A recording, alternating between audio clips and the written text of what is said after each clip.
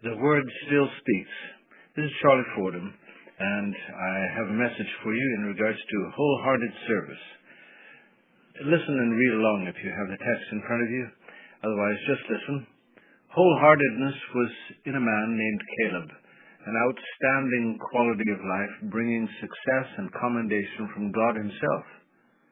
Of course, none of it was of any eternal value at all unless its origin is God. Yes, God himself, indwelling us by Christ's resurrection life.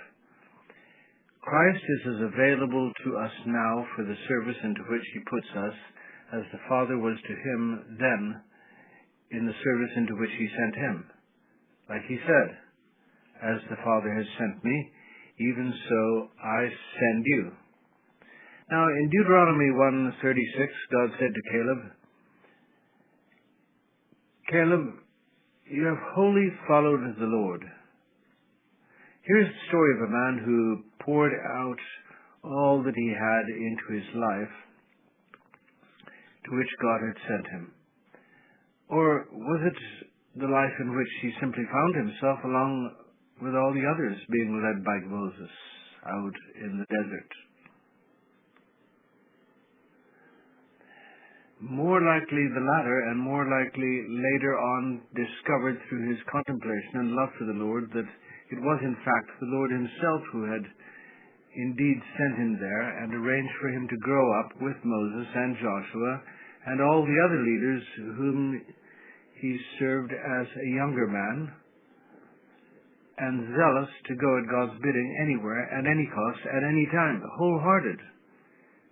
Wholehearted was God's commendation after about 40 years of service in the desert, through which they traversed and found daily God's supply and assurance of his presence. Amazing. Caleb was a man of unwavering faith. Completely and unreservedly, he trusted in the presence and the power of the Almighty One. He fearlessly rested on his God, in whom he put his faith.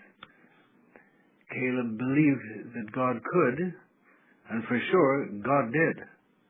At about the age of 40, he, along with Joshua, were caught on the short end of a minority report. The vote was 10-2.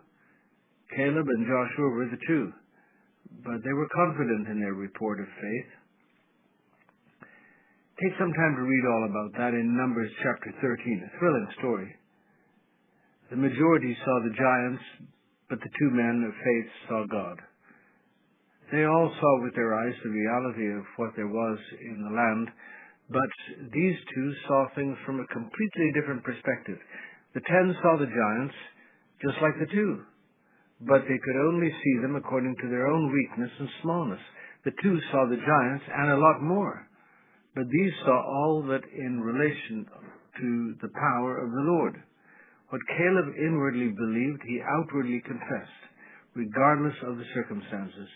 He lived up to his name, Caleb, which means all heart. He pleased God, for he dared to believe.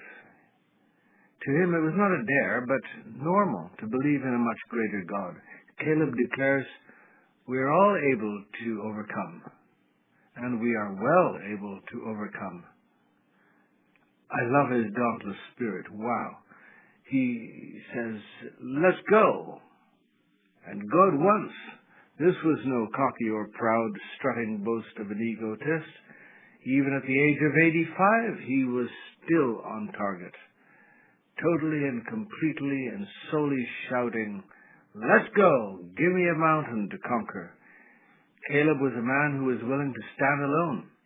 Strong in his conviction, he wanted to get on with it. Yes, Caleb followed God fully. That was God's declaration, and Caleb's quality of heart and attitude.